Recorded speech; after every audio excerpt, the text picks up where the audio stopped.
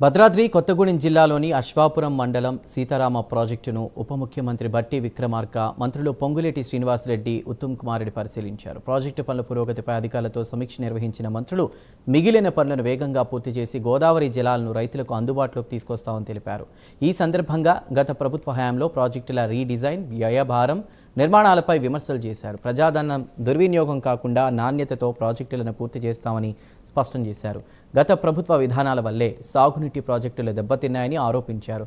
రైతులకు ప్రయోజనం చేకూరేలా సీతారామ ప్రాజెక్టును పూర్తి చేయడమే తమ ప్రభుత్వ లక్ష్యమని అన్నారు మంత్రులు.